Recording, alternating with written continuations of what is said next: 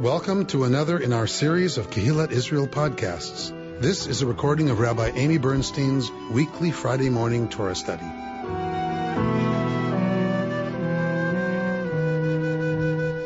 We are celebrating the end of Sukkot. So Sukkot in Torah is a 7-day festival. In the rabbinic period, when we were exiled and no longer able to light signal fires saying when the new month began, so you knew when the holiday started because it was the 14th day of the month, right? So the court had to declare the new moon. Every Jewish month begins, where you remember? Every Jewish month begins at the new moon. The Jewish month begins Chodesh, month, based, is related to the word Chadash, new. What's new? The moon. So that means no moon, right? The dark of the moon. Then every festival happens on the 14th day of the month. Shavuot, however, is dependent on Pesach. So every other one is, the other festivals are on the 14th day of the month. So that's the full moon. So whenever you look up at the sky, you know where we are in the Jewish month. That is a beautiful thing. You can't do that with February, people. You can't look and know, oh, Valentine's Day must be coming because it's a full moon in the month of Valentine's, blah. No, you can't do that. But in Jewish tradition, you can look at the sky and you know where we are in the Jewish month, if you know the month, because zero moon, dark of the moon is the new month, full moon is the middle of the month, right? And then it starts to wane again until we have no moon. Okay. Chadash, Chodesh.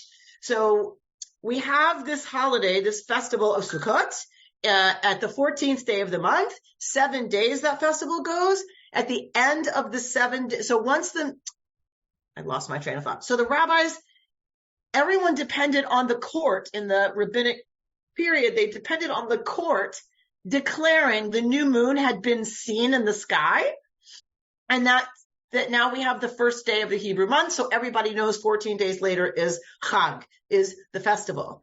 Once you start dealing with exile and you start dealing with people who want to mess up the Jewish calendar by messing with the signal fires and all that kind of stuff that signals the new moon, now you have some doubt about when the new moon exactly started, on which day.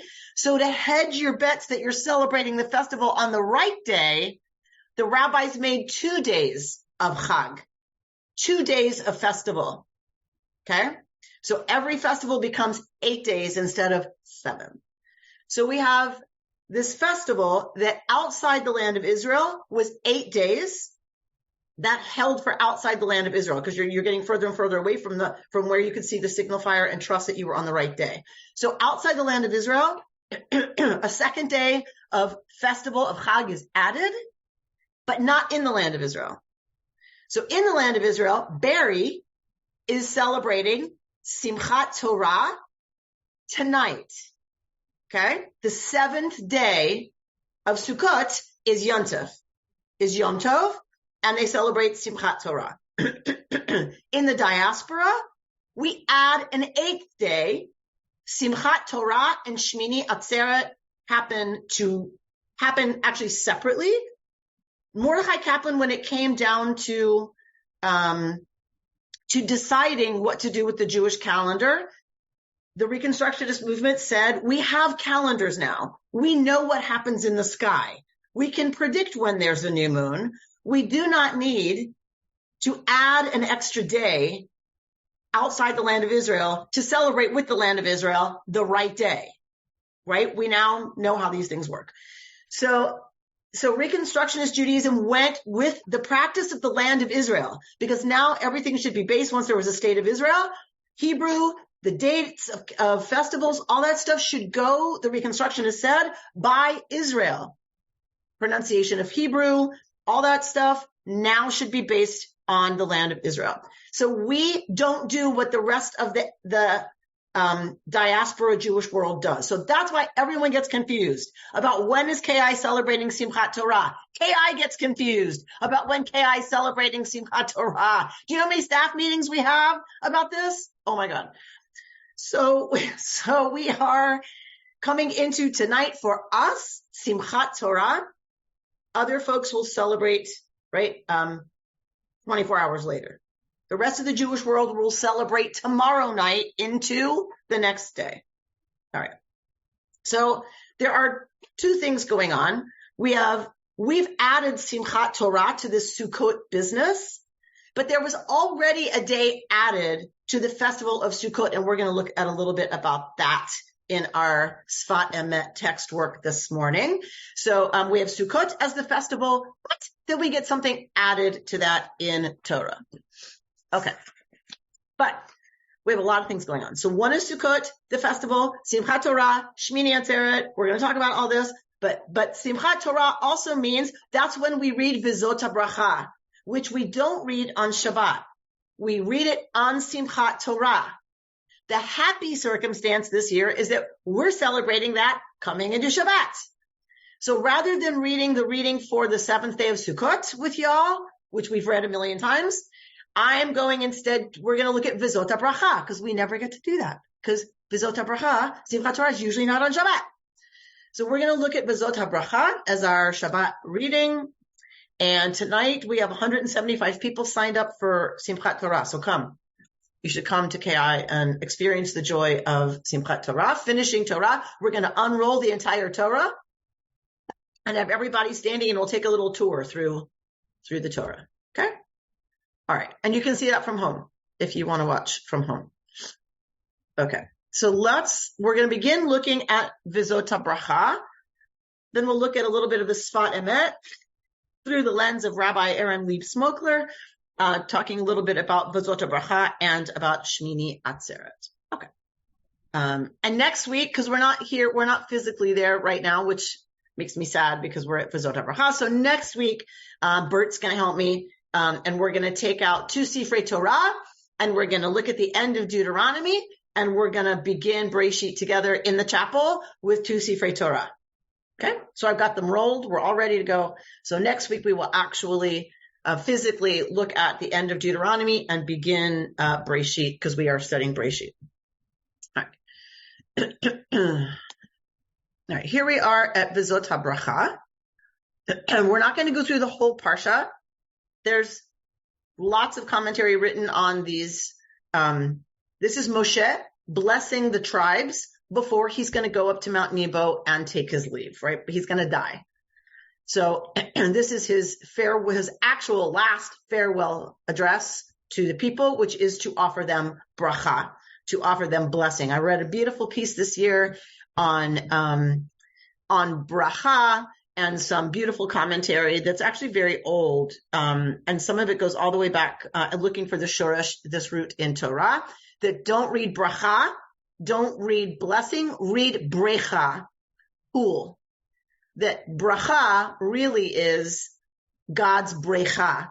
That when we offer a bracha, when we offer a blessing, what we're doing is immersing in the brecha, in the pool that is God's continuing beneficent overflow, right? God's shefa that pours into the world, which I think is a beautiful teaching. That it's about brecha, dipping into that pool of yummy energy that we talked about on Yom Kippur. All right. Vzot Habracha, asher berach Moshe ish Elohim et bnei Yisrael lifnei moto. So this is the bracha with which Moshe, the man of God, blessed the people Israel before his death. So he said, Vayomar, and he says, Yud Hei Vav Hei mi Sinai ba v'zarach mi Seir lamo, Hofia mehar paran ve'ata mirvot kodesh mimino esh dat lamo. So here we're getting into, you can tell already, for those of you who know any Hebrew, this is not our normal biblical Hebrew. This is poetic Hebrew. This is already different, right? Tells us this is a different kind of biblical writing. And often this is how we date stuff, right? We date where sources come from because the Hebrew is different. So God says, Moshe says, God came from Sinai and shone upon them from Seir. God appeared from Mount Paran and approached from Rivivot Kodesh. lightning flashing at them from God's right. Okay, very poetic Hebrew, lots of imagery, right? Metaphor that's right, all about how God shows up, right, with fireworks for the Jewish people. Lover. So here, chovev, right? This word about love. Lover indeed of the people. They're hallowed are all in your hand. They followed in your steps, accepting your pronouncements. Here, the famous line, Torah tziva lanu Moshe, right? So Torah tziva lanu Moshe, Moshe commanded us. Morasha kehilat Yaakov. So what is Torah called here? Torah is called morasha, inheritance of Kehilat Yaakov, right? So another term for biblical Israel. Remember, biblical parallelism is what makes biblical Hebrew beautiful and clever. So right up here we had, right? So we have Bnei Israel. We're going to get Bnei Israel referred to, right, in different ways. Kehilat Yaakov is now how we are called, right? We are called the congregation of Yaakov. So here Torah is called morasha, is called an inheritance. So the Sefat Emet is going to pick up on this line. This is the line that the Sefat Emet is going to quote. And some of you who grew up singing a lot of this stuff will remember Torah, Torah, Torah, Torah, Torah, Torah, Torah, Tziva Lanu Moshe. Here it is. It's from here. We'll be singing it tonight a lot. All right. So when Moshe charged us with, right, the teaching with Torah, which is the heritage of the congregation of Yaakov. Vayhi vishurun melech b'hitasef roshei am yachad shivtei Yisrael. In that reality, that Torah became the inheritance of the Jewish people. When that happens, God becomes melech. God becomes king in Yeshurun. Another word for Israel, Yeshurun. So how does God become king? God becomes king because we accept God's sovereignty by accepting God's teaching. Okay? So when we all got it together, right, and came together, yachad, together. So here comes the bracha for the tribes of Israel that are gathered. It says Shiftei Yisrael, right? So the tribes of Israel come together. First of them, of course, if you remember, y'all remember that the Hebrew Academy in 4th grade, I did Joseph and the Technicolor Dreamcoat, right? So how do we remember the 12 sons in order? Reuben was the eldest of the children of Israel, with Simeon and Levi the next in line, right? So we're going to get all 12 with their brachot, with their blessings now enumerated. So Yichi Reuven ve'al Yamot. So Reuven should live and not die, though few be his numbers. This is where scholars get some interesting insights about the tribal confederation of early Israel. Early Israel was made up of 12, small tribal nation states that come together in a confederation whenever there's danger to fight together. Probably some loose kinship ties, and cultural ties, but then they disband again after the emergency is over until Saul and David unite the tribes into a monarchy, into a nation. So we look to poetry like this to kind of go back to an early time when we can see what was happening within that tribal confederation. So this is a time when this poetry is written, reflects a time when Reuven had status as firstborn, but is now few in numbers.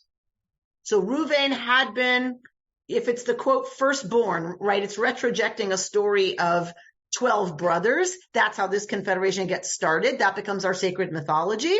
Reuven as quote firstborn means Reuven was a powerful tribe, but then becomes few in numbers. Right.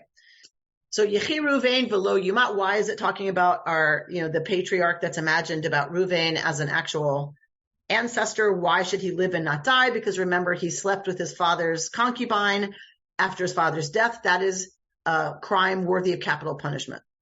So he should live and not die, meaning he deserved to die. but didn't. He didn't get killed for it. Though few be his numbers. And we're not going to go through all of them. But this he said of Yehudah, hear Yod-Heh-Vav-Heh, the voice of Yehudah, and restore him to his people. Though his own hands strive for him, help him against his foes. Remember, King David comes from Yehudah. The temple is built in Yehudah. Of Levi, he said, let your Tumim and Urim be your faithful one, whom you tested at Massa, challenged at the waters of Merivah. So why Urim and Tumim for Levi? Because, of course, the high priest who wears the Urim and Tumim comes from the tribe of Levi. Who said of his father and mother, I consider them not. His brothers he disregarded, ignored his own children. Your precepts alone they observed and kept your covenant. They shall teach your laws to Yaakov and your instructions to Israel. They shall offer you incense to savor and whole offerings on your altar. Because remember, the Levites serve in the temple, the Mishkan and the temple. Bless Yod-Heh-Vav-Heh his substance and favor his undertakings. Smite the loins of his foes. Let his enemies rise no more. Of Binyamin Amar, Yedid Yod-Heh-Vav-Heh Yishkon Levetach. Of Binyamin it said, beloved. Remember, Binyamin is the youngest. Binyamin's the baby. Rachel dies giving birth to Binyamin. So Binyamin, the beloved, right, who gets taken. Remember, Joseph holds Binyamin hostage to see what the brothers will do. He rests securely beside God, who protects him always, as he rests between God's shoulders. And of Yosef, he said, blessed of Yod-Heh-Vav-Heh be his land, with the bounty of dew from heaven, and of the deep that couches below. With the bounteous yield of the sun, and the bounteous crop of the moons, with the best from the ancient mountains, and the bounty of hills immemorial. With the bounty of earth and its fullness, and the favor of the presence in the bush, the sneh, may these rest on the head of Yosef, on the crown of the elect of his brothers. Yeah, some election, huh? You got elected to be thrown into a pit and then sold into slavery and imprisoned. Okay. Kind of like being the chosen people. So we get more about Yosef, of course. Ephraim and Manasseh, those are actually the land that is apportioned to Ephraim and Manasseh, the sons of Yosef, the grandsons of Yaakov. Zvulun, Yisachar. So here we get Gad, we get all of the rest of the tribes, and of Dan, Naphtali, Asher. All right, Yeshurun. Now talking about the people Israel. There is none like God riding through the heavens to help you through the skies in God's majesty. The ancient God is a refuge, a support are the arms everlasting. He drove out the enemy before you. By his command, destroy. Thus Israel dwells in safety. Untroubled is Yaakov's abode, in a land of grain and wine under heaven's dripping dew. O happy Israel! Who is like you, a people delivered by Yod-Heh-Vav-Heh? Your protecting shield, your sword triumphant. Your enemies shall come cringing before you, and you shall tread on their backs. That's the end of the series of brachot that Moshe delivers to the people. Vaya'al Moshe, and so Moshe goes up from the steeps of Moab to Mount Nebo, to the summit of Pisgah opposite Yericho, and Yod-Heh-Vav-Heh showed him the whole land, Gilead as far as Dan, right? Dan is in the north. All Naphtali, the land of Ephraim and Manasseh, the whole land of Judah as far as the western sea, and the Negev and the plain, the valley of Jericho, the city of palm trees as far as Zoar. And Yod-Heh-Vav-Heh said to him, this is the land of which I swore to Abraham, Yitzchak, and Yaakov. I will assign it to your offspring. I've let you see it with your own eyes, but you shall not cross there. So Moses, the servant of Yod-Heh-Vav-Heh, died there in the land of Moab at the command of Yod-Heh-Vav-Heh. The rabbis want to read Al Pi Adonai, which you could say Al Pi Adonai, meaning by the mouth of God, meaning God commanded it. But the rabbis don't want to read it as a command, God forbid. Al Pi Adonai, Moshe literally dies by the mouth of God. For the rabbis, the image is that God kisses Moshe on the mouth. And so Moshe dies by God's mouth. So God kisses Moshe on the mouth and takes Moshe's soul with a kiss, which is a beautiful, beautiful image. Vayikbor oto. So who's yikboring? He buried him. Who's he? If we assume Moshe is alone, right? It only says Moshe went up. If Moshe's alone, who's doing the burying? God. If God buries Moshe, who are we not to bury our dead, right? Our beloved. And so our tradition has always understood burying our dead to be one of the highest mitzvot. The most important mitzvot that we can perform for one another is burying each other, burying our loved ones. Even God buries God's beloved. God buries him in the valley in the land of Moab near Bet Peor, and no one knows his burial place to this day. Why does Torah have to put that in here? That nobody knows the burial place of Moshe. So that it does not become a pilgrimage place. So that it does not become a shrine. Because that's not the point. Moshe is not the point. The Torah, Shetziva lanu Moshe, is the point. The Torah, the instruction that Moshe gave us as an inheritance, is the point, not Moshe himself. Many other traditions then lift up their founding person as a demigod or as someone who you visit their grave in order, right, to get some of the holiness of that person. What's ironic is that it then did become part of the tradition of many of the Hasidic sects to go to the graves of our ancestors and the graves of great Rebbe, great rabbinic presences, and to lie on their graves. So ironically, what biblically, we always think we're so ahead of the biblical folk who didn't know anything. They were so silly and so stupid. Well, right? We always think we're evolving past them. And on some things, maybe we do, maybe we are. But on this one, right, they, even in the biblical period, they knew not a good idea to set up Moshe as the point. Set up the teaching of Moshe as what you want to connect to if you want to connect to holiness, not to Moshe's burial place. Well, many, many, many in the Hasidic world today really lift up the graves of both where they think our ancestors are buried, right? Go talk about the kind of guards that have to be paid by the state of Israel to guard, right, the graves of our ancestors because they become holy sites, pilgrimage sites, but they are in, territories where there are a lot of Palestinians. So it's crazy. It's crazy. All right. Moshe was 120 years old when he died. His eyes were undimmed and his vigor unabated. So remember we had Moshe say, I can't go out and come in anymore. I'm tired. I can't do this anymore. The objective judgment of Torah is that that's not so, right? So what does that tell us about Moshe? His eyes were undimmed and his vigor unabated.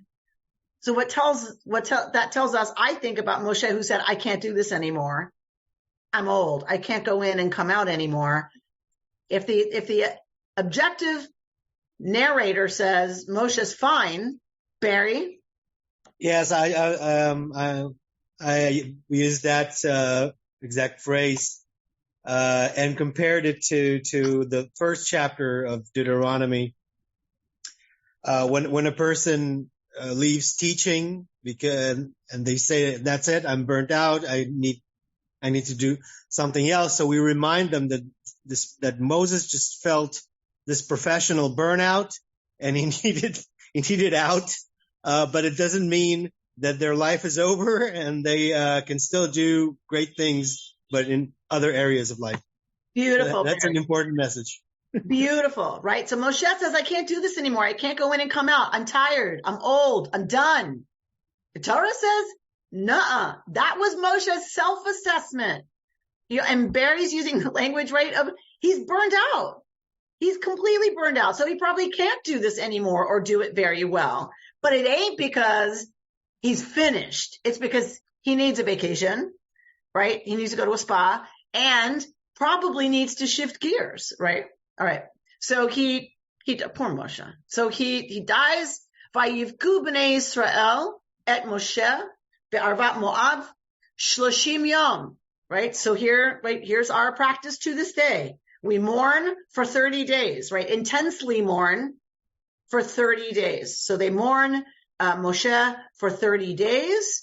Then the days of Evel, the days of mourning for Moshe are over. Yoshua bin Nun, Malei Ruach Chochma. And Yoshua bin Nun is filled with the spirit of Chochma, of wisdom, because Moshe, Samach Moshe et Yadav alav, because Moshe put his hands on Yoshua and gave him holy zappage, right? So he zaps, Yoshua with this Ruach Chochma. Somehow Moshe gives of his own Ruach to Yoshua. So of course this becomes the way rabbis inherit their authority, is smicha, this placing on of the hands. We've talked about this before. Smicha, this laying on of the hands by someone, and it connects all the way back, to the rabbis, to the Sanhedrin, to the elders, the 70 elders, back to Yoshua, back to Moshe. Moshe, of course, got it at Sinai from God. So that zappage goes all the way down. Reconstructionist Judaism does not call it smicha. We do not call it ordination because we don't believe in a zappage. We do not believe rabbis are different from anybody else. We believe rabbis have the title Rav because we have Rav Torah, hopefully. We have an abundance of learning, a breadth of learning, but we don't have anything that is connected to this idea of laying on of the hands that transmits some kind of something that makes them the leader somehow. You can decide whether you like that or not, but that's how it is. We graduate from rabbinical school and we get a degree. We get a master's in Hebrew letters and we get the title Rav. We get the title rabbi in the people Israel. Okay. Blah, blah, blah, blah, blah. We've had this conversation before about, is that really true? Don't we have some kind of weird other thing going on? But we're not going to have that conversation today. All right. So, and the Israelites listened to Yoshua doing as Yod-Heh-Vav-Heh had commanded Moshe. And actually in his book, Micha Goodman talks about this was a pretty good period. Like the folks following Yoshua, the way we have it recorded is that people behaved. The Israelites pretty much behaved.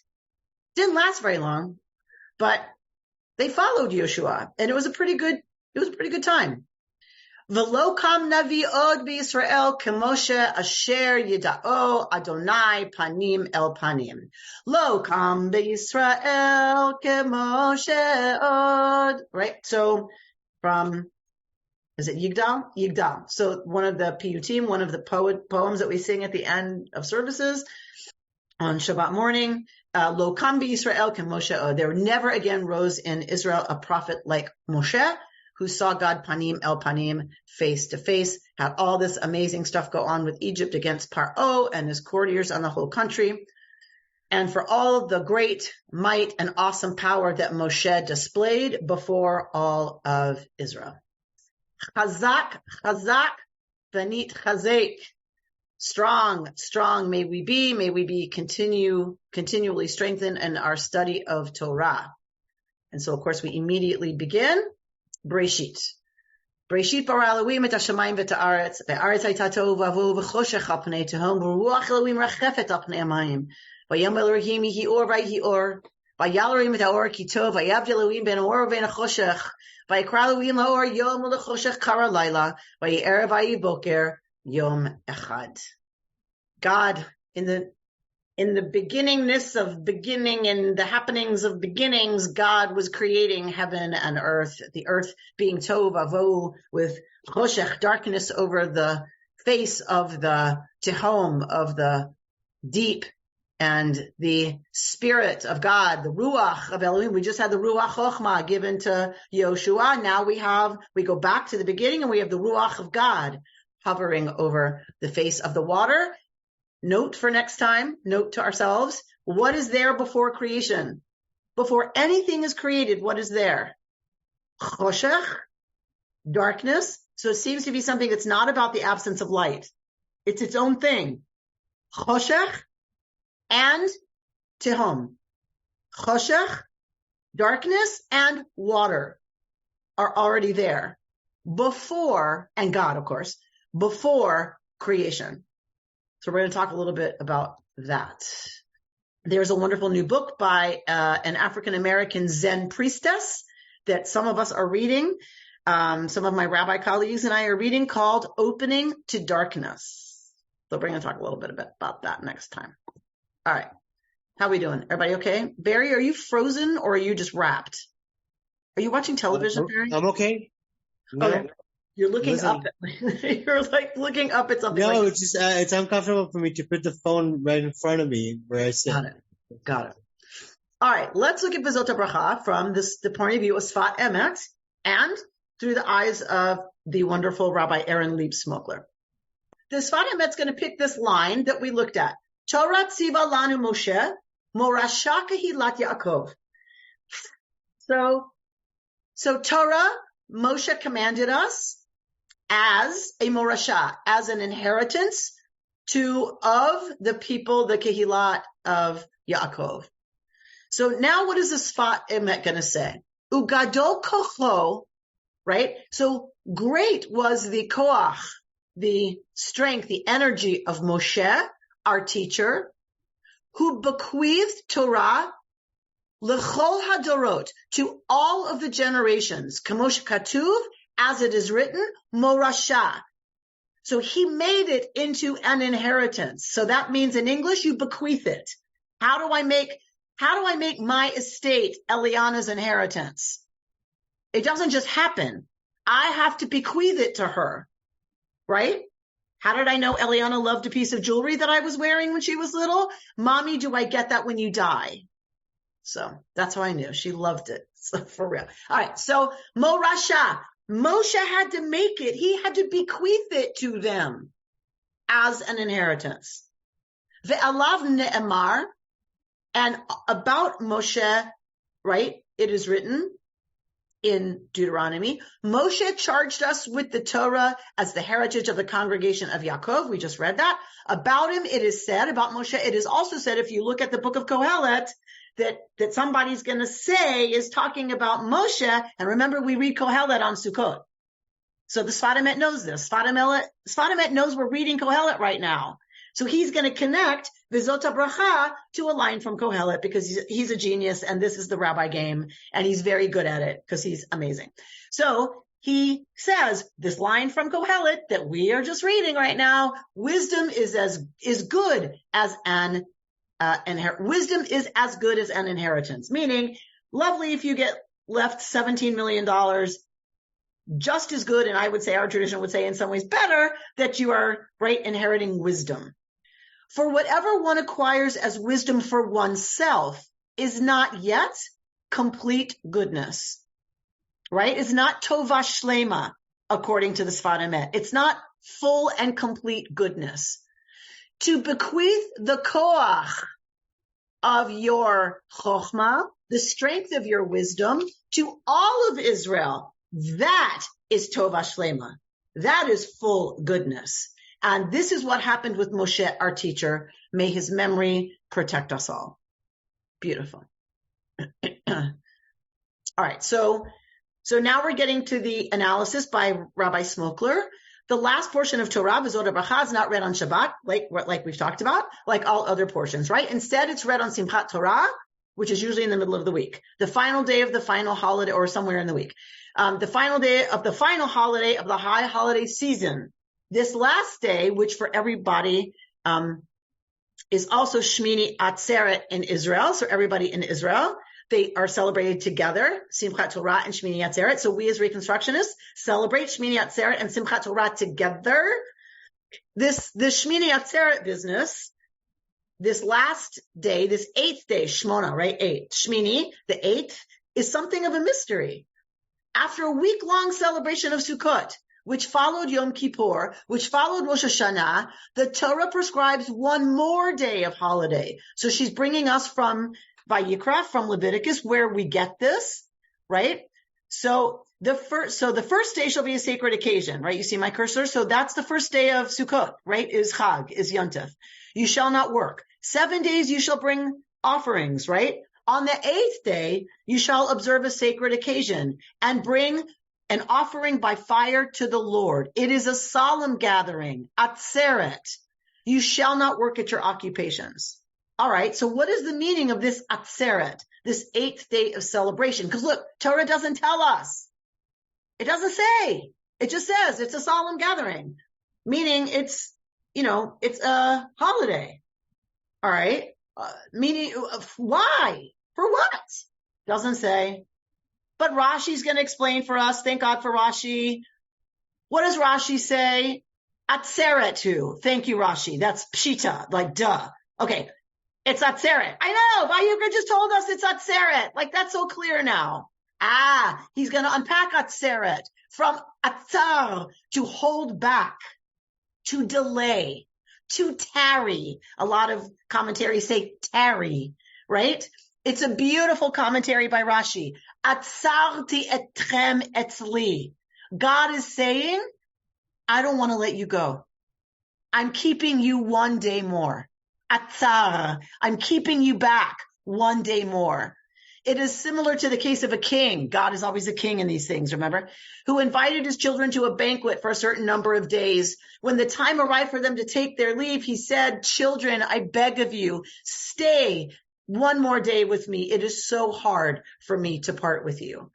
Beautiful, beautiful, beautiful interpretation by Rashi and the tradition about what this solemn last flippin' day. Haven't we not had enough days of Chag, of things we have to do? Why 1 more? Rashi says it's out of love. God doesn't want to let us go. After all the intensity and all the intimacy of this time period, God craves just 1 more day. Kashe alai pridatchem. It's hard for me, my separation from you, says the Holy One. Please linger just a bit longer. Let us savor the sweetness of the connection we've created. Let us pause for 1 moment more to honor and integrate the depths of our encounter. Don't go just yet. In the context of this sacred pause, this atzeret, we read the words of the Vzot Habracha, Moshe's parting blessings to the tribe of Israel. No doubt, kashe alav fredato. No doubt, says Rabbi Smokler, hard for Moshe was his separation from the people. Forget if God is having a hard time separating from the people and God is God. Rashi now makes it even harder for us to deal with this, those of us who are feeling badly for Moshe this year, right? If it was for God to leave the people and God is God, imagine Moshe. Imagine who it is for Moshe to leave the people. And so now look, we're going to read through that lens, that first verse from 33 that we just read. Vzot Habracha asher berach Moshe ish Elohim. This is the blessing with which Moses, God's person, bade the Israelites farewell before he died. Moshe charged us with the Torah as the heritage of the congregation of Yaakov. Now we can read that line differently. Speaking in the third person, because of course Moshe supposedly wrote Deuteronomy. So Moshe's writing about Moshe giving the Torah as an inheritance to Israel. So writing in the third person about himself as the one who transferred the great teachings from on high to all the people below in perpetuity, the Sefat Emet sees in these words a teaching about wisdom itself. So again, this is the thing that we just read, right? That he has full goodness. As Moshe faces his death, he focuses not on what he has acquired, but on what he has bequeathed. He reminds his people. So he's writing about his own death. What does he focus on? Not himself, but what he was able to bequeath the people, right? He reminds his people that the Torah that he gave to them is in his lifetime is to be their inheritance going forward. It belongs to them now. They will own it. They will augment it, and they will pass it along. This, says the Sefat Emet, is the essence of wisdom, the recognition that insight is only useful if it is shared, if it becomes a nachala, an inheritance. Nachala means inheritance in Hebrew, usually in the form of property. But I love this. I did not put this together until till now. But its root is nachal, meaning stream. When wisdom becomes a nachala, an inheritance, it flows, right? When wisdom becomes an inheritance, it becomes a nachal, it becomes a river, it flows. It moves from person to person, from place to place, picking up new material along the way, like a river does, and carrying it forward. Such was Moshe's legacy. He offered his people reservoirs of wisdom and then charged them to keep it flowing, y'all. Y'all, that's what we do every week. How beautiful is this?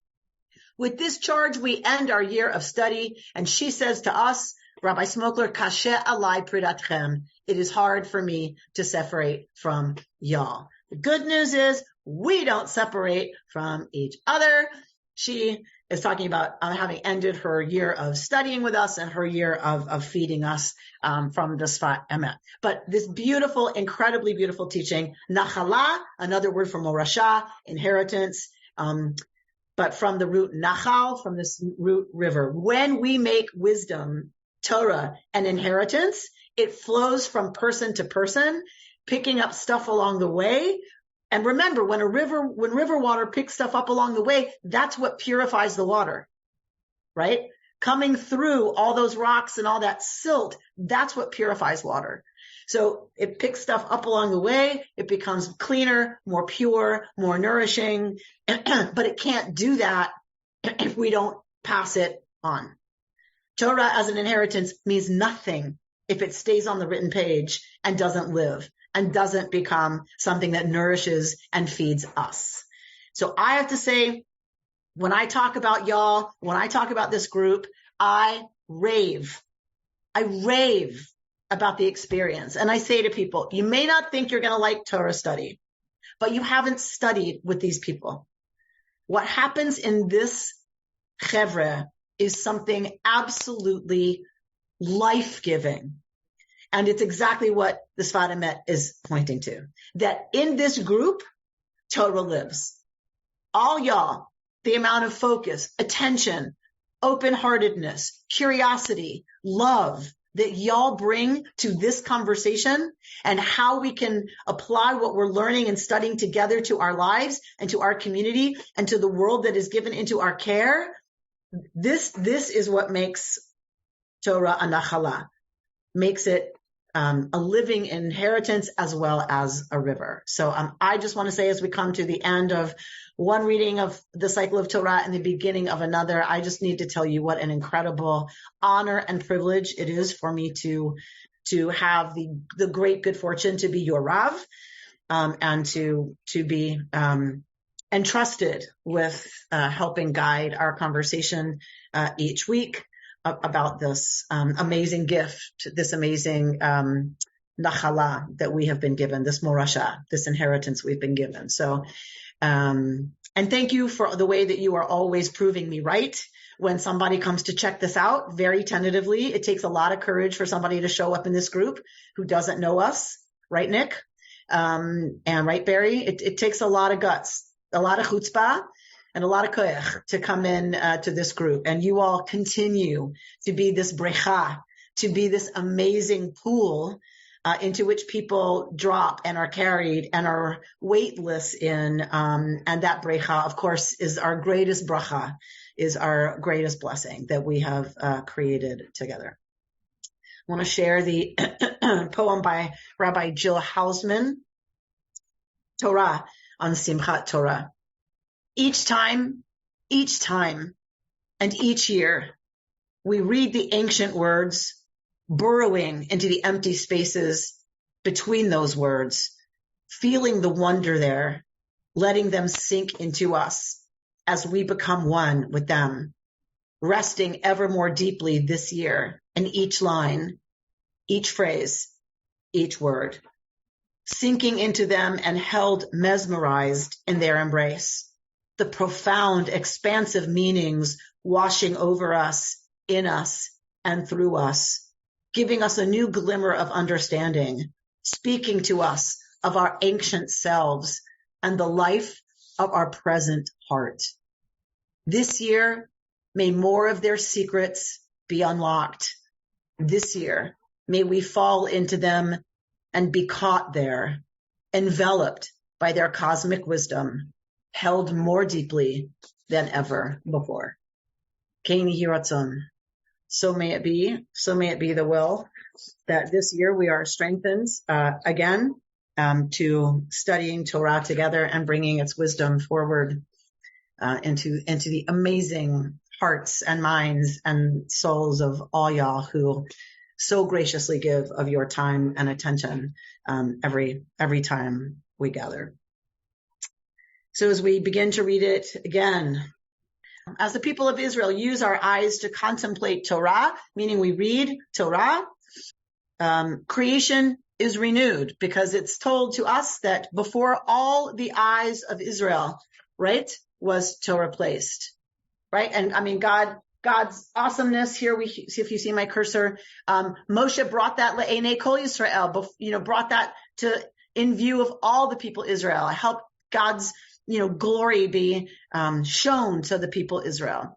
And so our Rabbi Baruch of Mishbitze says that when we complete the final verse of the Torah, we immediately read the first one in the beginning of God's creating heaven and earth. We tie the end and the beginning of Torah together. There is wisdom to be mined when we do that. When we tie the last of before all the eyes of all Israel, we tie that to in the beginning. The Torah ends by emphasizing the power of our eyes and minds to contemplate the world through Torah as we begin to read it again from the beginning. Can you get me to the bottom? There you go. Thank you. We immediately find ourselves in the story of creation, right? So as we begin from the beginning, we're in the story of creation. Reb Baruch suggests that this is not accidental. He reminds us that when our eyes are open to the mysteries of the world and we use the Torah to approach those mysteries, something new emerges, a chidush, right? We talked about chodesh, month, hadash, new, chidush, or as we say, those of us who study from the Ashkenazi tradition, the chiddush.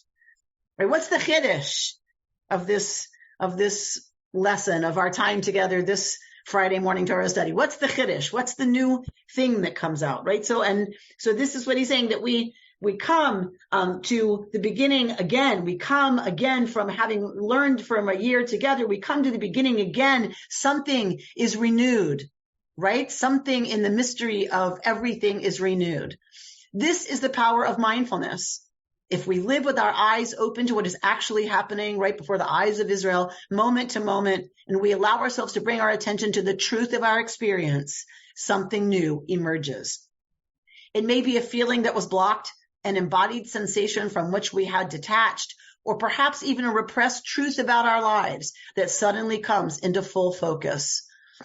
Each of these things, from the smallest bodily sensation to the deepest truth of our lives, is itself a chidush, the emergence of something new, or perhaps something old that is new to us because we finally opened our eyes to it. This chidush joins the universe of God's creation. My new awareness of the truth of my life now takes its place among the expanse of the heavens and the bird that feeds its young. It is part of God's creation, and when I comprehend this, I understand that I too am not separate from any living thing. I am part of that creation. The end of the Torah is also its beginning. The eyes of Israel lead us to creation, which is ongoing and never ending. In our fortunate moments, we truly grasp this as we collapse into the unity of God's creating alongside the mighty seas and wee little ant.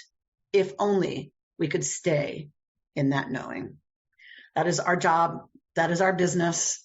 Every Friday morning is to drop into that knowing, is to drop into the chidush, letting something new open to us, letting something somebody else says in this group bring up something new for us, a new insight, a new question. That's the best for us, as a new question.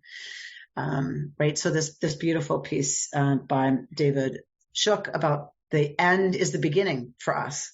Right? The end for us leads right into creation. Lisa. I just have to share this because this is so hitting everything right on the head. Yesterday, my husband's uncle, who was 106 years old and a Holocaust survivor, died. His own choice. He was totally aware. He was like Moses. I'm completely verklempt right now. I mean, completely physically fine, mentally fine, except his heart was about to go and he knew it. And this man remembered everything from his experience in the Holocaust, and that was his legacy to the family, as well as being an extraordinarily optimistic human being. And when you're speaking now of this legacy and the ability of one human being, who is the Moses of this family, to give an inheritance that is beyond riches and which each generation will carry on. It's just the fact that he died this week, that this all comes together as one piece, this ending of something, and I guess now the beginning of something else. It's just incredible to me. So I just had to share that. Zichrono livracha. Bravo, May Uncle his Joe. memory be Yes. for a blessing, and we offer this teaching in his memory. Tell us his name. Joe Goldfarb. Joe Goldfarb. We offer this teaching in his memory. It should continue to be for us in Morashah. My mother died Erev Simchas Torah, so I always kind of feel like, okay, boy, if that isn't right, like you said, like the end is the beginning. The end of one life. Thank you. Yeah, I love that. Mm. You've been listening to Rabbi Amy Bernstein's Friday morning Torah study from Kehillat Israel in Pacific Palisades, California. For more information, go to our website, www.ourki.org.